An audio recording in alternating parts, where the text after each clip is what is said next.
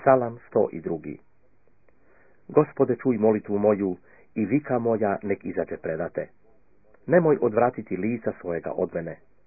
U dan kad sam u nevolji, prigni k meni uho svoje, u dan kad te prizivam, pohitaj, usliši me. Jer prođoše kao dim dani moji i kosti moje kao topionica ogorješe. Pokošeno je kao trava i posahlo srce moje, da zaboravih jesti hljeb svoj. Od uzdisanja mojega prionu kost moja za meso moje. Posadoh kao gem u pustinji, ja sam kao sova na zidinama. Ne spavam i sjedim kao ptica bez druga na krovu. Svaki dan ruže me neprijatelji moji i koji su se pomamili na mene, mnom se uklinju. Jedem pepeo kao hljeb i piće svoje rastvaram suzama od gnjeva tvojega i srdnje tvoje, jer podigavši me, bacio si me. Dani su moji kao sjen koji prolazi i ja kao trava osuših se. A ti, Gospode, ostaješ dovijeka i spomen tvoj od koljena do koljena. Ti ćeš ustati, smilovat ćeš se na Sion, jer je vrijeme smilovati se na nj, jer je došlo vrijeme.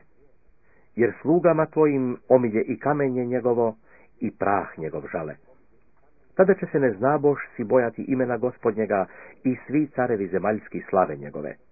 Jer će Gospod sazidati Sion i javiti se u slavi svojoj. Pogledat će na molitvu onih koji nemaju pomoći i neće se oglušiti molbe njihove. Napisat će se ovo potonjemu rodu i narod nanovo stvoren hvalit će Gospoda, što je prinikao sa svete visine svoje, Gospod pogledao s neba na zemlju, da čuje uzdisanje sužnjevo i odriješi sinove smrtne. Da bi kazivali na Sionu ime Gospodnje i hvalu njegovu u Jeruzalemu. Kad se skupe narodi i carstva da služe Gospodu. Strošio je na putu krijepost moju, skratio dane moje. Rekoh, Bože moj, nemoj me uzeti u polovini dana mojih. Tvoje su godine od koljena do koljena.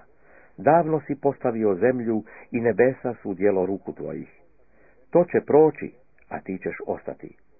Sve će to kao haljina ovećati, kao haljinu promijenit ćeš ih i promijenit će se. Ali ti si taj isti i godine tvoje neće isteći. Sinovi će sluga tvojih živjeti i sjeme će se njihovo utvrditi pred licem tvojim.